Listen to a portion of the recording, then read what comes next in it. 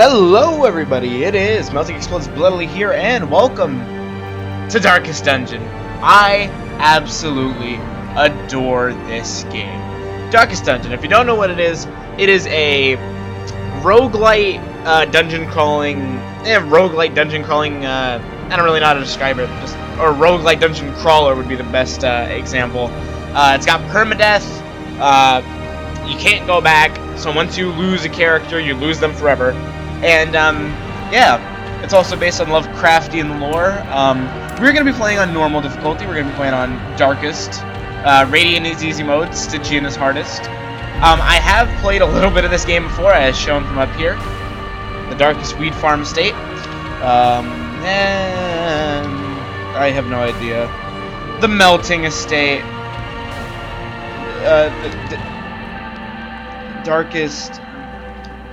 Darkest Melting Estate. Let's go. This is an easy mode campaign, by the way. I did do an easy mode campaign. That was my first run. I'm almost done with it, actually. And yeah, I guess I'll watch the intro. You will arrive along the old road. It winds with a troubling serpent-like suggestion through the corrupted countryside, leading only, I fear, to ever more tenebrous places. There is a sickness in the ancient pitted cobbles of the old road, and on its writhing path you will face viciousness, violence, and perhaps other damnably transcendent terrors.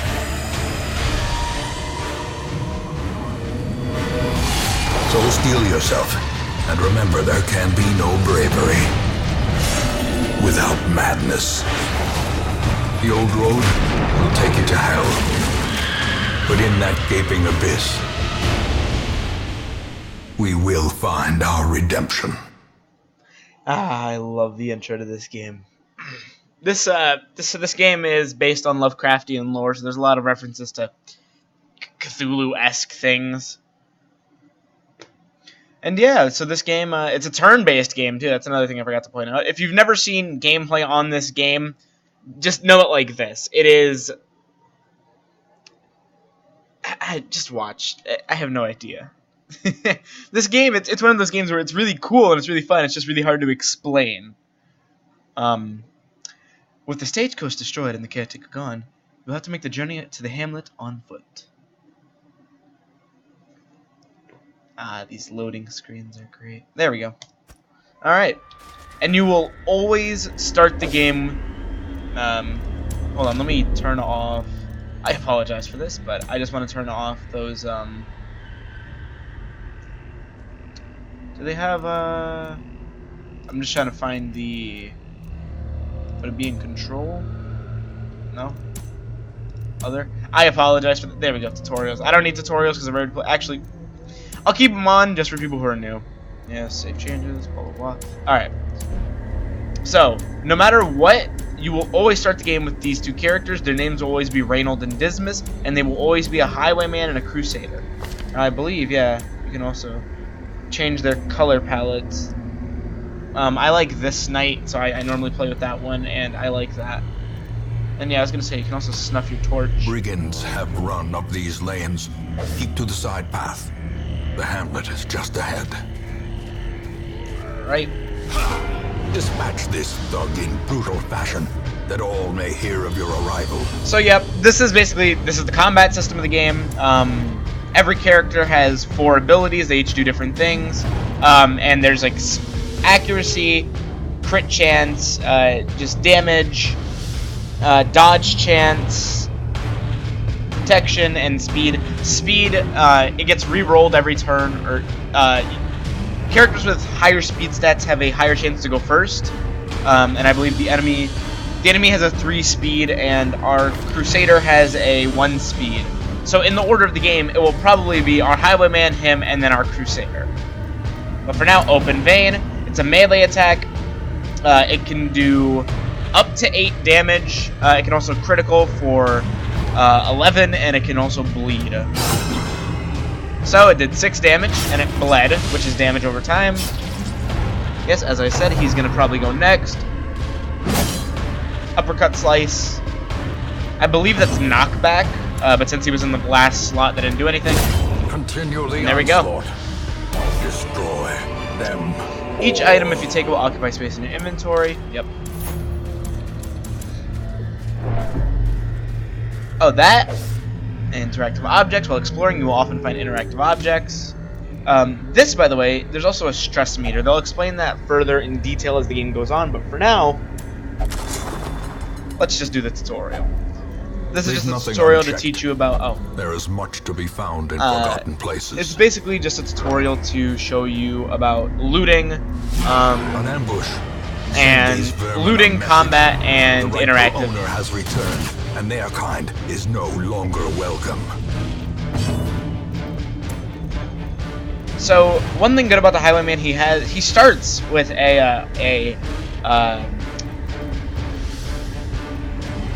what is it called? I forget what they're called. It's an AOE attack.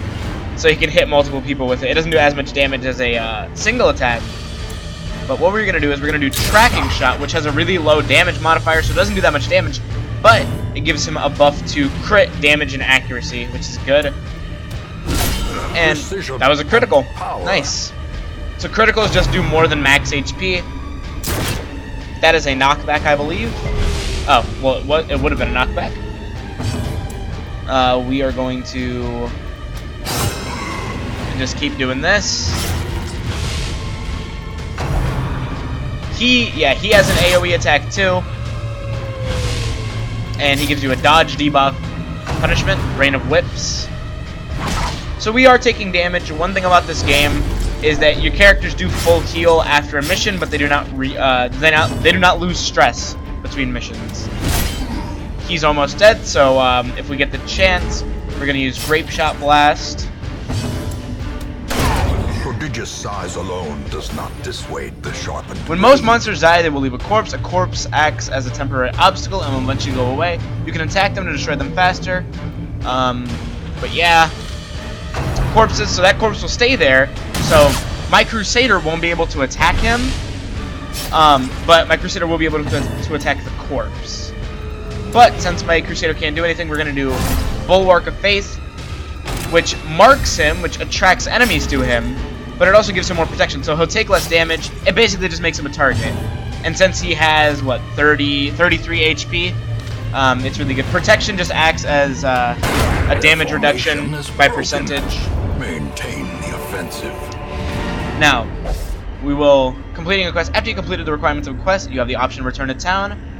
But you don't need to return to the starting room of dungeon to exit. We're going to continue adventuring. So, this is always trapped. This chest will always be trapped. And it will always inflict. But, yeah. So there we go. And that's the first quest done.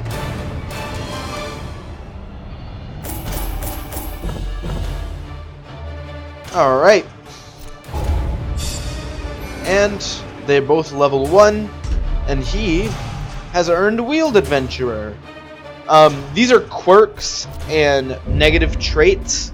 At the end, when a character levels up or at the end of a mission, they will either gain a disease, a negative quirk, a positive quirk, or nothing. Diseases are bad, negative quirks are bad, and positive quirks Welcome are home, good. Such as it is. This squalid hamlet, these corrupted lands, They are yours. they are yours now. I know, And you like, are bound to them. I know at least all... In time, you will know the tragic extent of my failings. That is your ancestor. I know almost all the voice lines in this game, so I'm sorry if you hear me repeating them, because I know them. Women and men, soldiers and outlaws, fools And corpses alike. all will find their way to us now that the road is clear. I got that one slightly wrong, but I love that one. And another thing about the game, you will always get these two classes. You will always get a Plague Doctor and a Vestal as your What better laboratory third and than fourth the blood-soaked battlefield? party member. And the Vestal, A sister of battle, pious and unrelenting. I love the voice lines in this game. And finally, Most will end up here, covered in the poisoned earth, awaiting merciful oblivion. There's not much more you can do in town right now. It's time to embark on a quest. Yep. So, A mecca of madness and morbidity. Your work begins. take note of how the creatures have taken over, but don't delve too far. So, one thing, obviously we won't do this, but this is the final mission. The final mission is available right from the start, which I find kind of interesting. The Red Hook, and I believe it's the usual suspects, yeah. Do you have... Technically, since she has Illumination, it would be better to keep her in slot 3, and... Yep. So, the Plague Doctor, very low damage, basic combat medic, but with that low damage, the Plague Doctor has a very high damage over time output. So, a lot of her moves are going to inflict Blight, which is a kind of damage over time. It's like Bleed, but it's just poison. So, yeah, she has a Blight for the back too. So this is basically an AoE Blight, and this is a single target Blight. She has a very basic heal, which heals for 1 health, but it also cures Bleed. So if you saw in the last mission how when the guy whipped us, we got Bleed. If I use this heal, it will cure the Bleed. And Disorienting Blast, which is a stun on the enemy team, which stops them from moving from one turn. Oh, excuse me, I had to clear my nose. The Vestal is your basic combat medic. So she will be your universally best medic.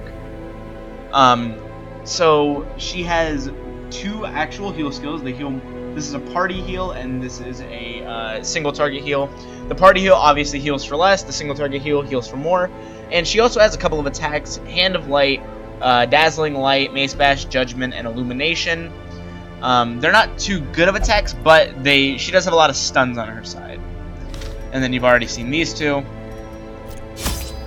So the provisions screen. The cost of preparedness, measured now in gold. Later in blood. Ah, love that. Provision for the journey. You'll want to take different supplies depending on what region you're going to, how long the quest is, and your own preferences. But always bring food and torches.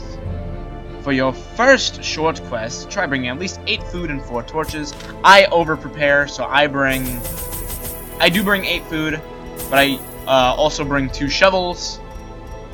A medicinal herb. No, actually, you don't need this for the first mission. A key, and 6 torches. And you already get a holy water and an anti-venom. By bringing different party members on the team, you get different things. By bringing a crusader, you get holy water. By bringing a plague doctor, you get anti-venom. So, let's go. Your first expedition to the ruins of your ancestry. Be curious, be careful. The ruins. So the ruins is universally the easiest area. A lot of the enemies here are really weak. This is an area where one of your biggest threats is going to be stress damage. While in places like the Cove, it's more physical damage and bleed. The Weald, it's physical damage and blight. And in the Warrens, it's disease and blight. And stress. And also, the first mission will always be this exact same hallway setup. So yeah. This is one of those curios.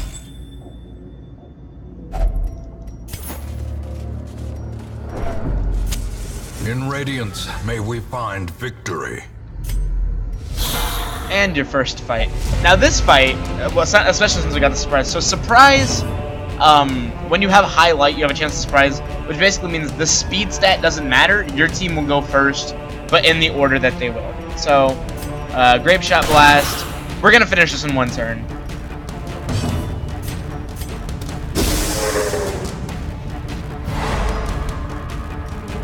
Just get a stun off, and we're done. As the fiend falls, a faint hope blossoms.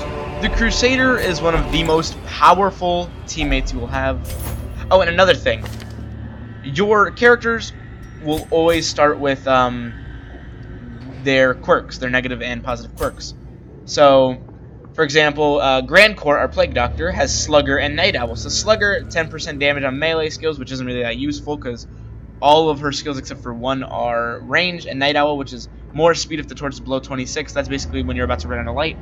But for negative skills, Lazy Eye, which is -5 accuracy on ranged, and Dark Temptation, which is prone to investigating the dark arts, that will make her, if there's a curio that we want to ignore, for example, like Occult Scrawlings, where they have a chance to stress them out, she will touch them because she wants to learn more about the dark arts. Same, and another thing, in town, that's where you get stress relief, because if your character gets 100 stress, they have a resolve check. So certain quirks will only allow you to get certain stress relief, so since he has known cheat, he is not allowed to gamble. And Reynold and Dismas will always start with these quirks. He will always start with God-Fearing, where he will only pray for stress relief, and Kleptomaniac, where he will steal items. And Warrior of Light. But other than that, keep moving. Even the cold stone seems bent on preventing passage. As I said, oh, nice. Oh, and we got surprised. That's unfortunate. So getting surprised will shuffle your party, as you just saw. And that was one bad shuffle.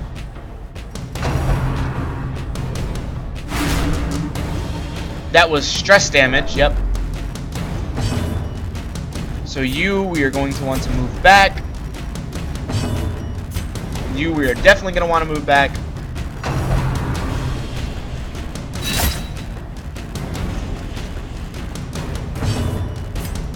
And he literally can't do anything from the back slot, so... And she dodged. Nice. Alright. We're going to use Tracking Shot.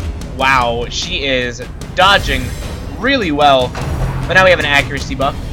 Please don't pull her to the front. Resist, come on. Fuck. Alright, so they're just keeping my party shuffled. This is kind of unfortunate. This game is very difficult. That is one thing I will say. This game is incredibly difficult. So he's dead. And she can use Judgment. She does have the ability to deal pretty... Oh my god, we are getting crit a lot. The Vestal does have the ability to do some decent damage, but not very often. That one shot was great. Maintain the offensive. Alright. It would be nice to stun you.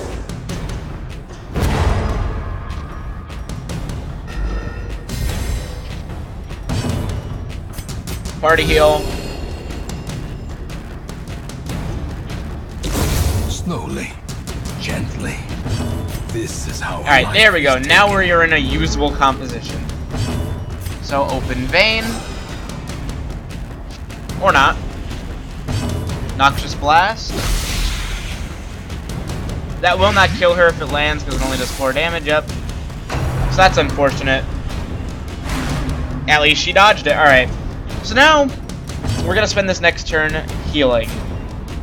Ooh. 11 out of 22.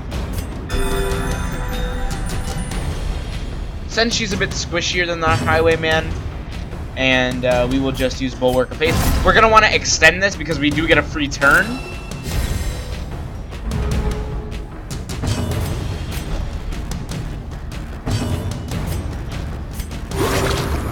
Just get as much stuff as we can done, and then she will die. A death by inches. If anybody wants to try this game out for themselves, I'm gonna leave the link to buy it in the description. I believe the game is $12 or $15. It's one of the two. I apologize for not being very knowledgeable in the pricing, mainly because I bought this during the Steam sale when it was $5. This is Kleptomaniac kicking in, so wealth beyond measure. He will keep awarded these. To the brave so, and the foolhardy alike. Whenever you have a Kleptomaniac on the team, there's a chance that they will open a curio by themselves, and you will not get whatever's inside, which is unfortunate, but you have to deal with it having a Klepto on your team. We didn't get surprised this time, which is good. Grape Shot Blast is always a good start off. How much health do you have? It's not going to work. So it'd actually just be better to stun you. You want to have it as little stress on your team. We've already kind of miffed that up a little bit, but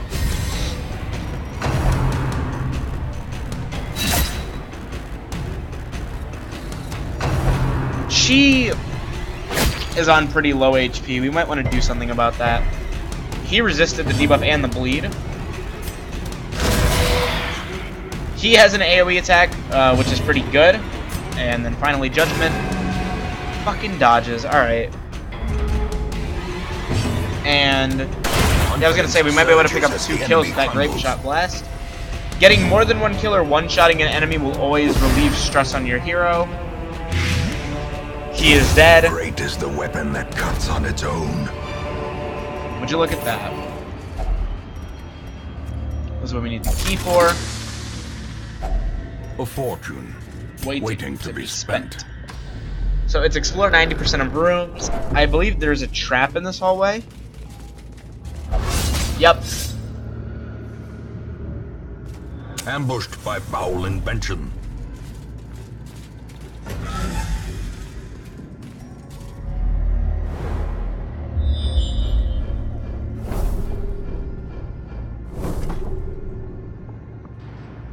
So we're going to go straight down. I'm not going to explore the whole floor because I already know. So this trap we can see. So we just have to find whoever has the best trap disarm chance. It is our Highwayman. This will relieve stress on the hero. So that's good. And you don't lose anything from doing it. And you do lose HP and you gain stress from not doing it. So As the light gains purchase, spirits are lifted, and purpose is made clear.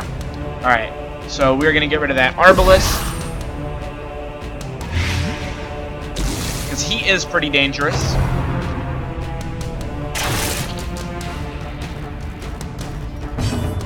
Now, another interesting thing about this game. When a character hits 0 HP, they do not die outright. They reach a state called Death's Door, where they have a chance to die on the next hit, but for the most part, they won't die on the next hit. Ooh, it would be very unfortunate to lose somebody here on the first mission. Please don't target him. Continue the onslaught. Destroy. If that was reversed, I would have been happy. Please, no, come on. Oh, he dodged it, thank God. Alright. So we are going to have to quickly dispatch of the enemy team. Let's get him off Death's Door. Alright, so now if he gets hit again, he'll just go back on Death's Door, so we're fine. He wasn't going to get hit again. It's always scary when one of your heroes reaches very low health on the first mission.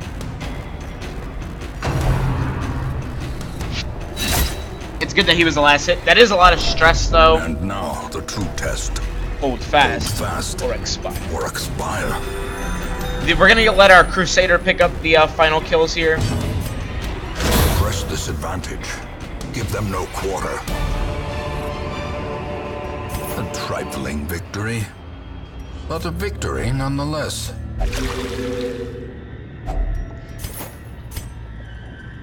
And I believe now we have to explore one more room and then we're done.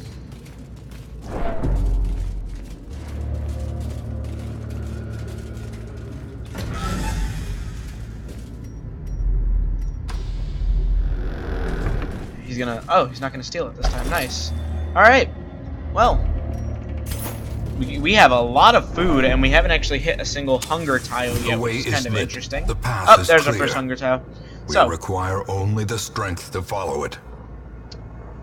the exertions of adventuring have produced a growing hunger amongst the party. So you need that. If you don't have food when that pop-up shows up, your characters will lose HP. We're just gonna leave. We finished the mission. So yeah. Skip all that. We got about 7,000 gold and 4 busts. And everybody should be level 1. Yep. Thick-blooded, so 10% plus blight resist. Light sensitive, so he does less damage if the torch is above 75. And he gets more stress healing in the brothel with Nymphomania. Gambler, will only gamble for stress relief. That kind of sucks.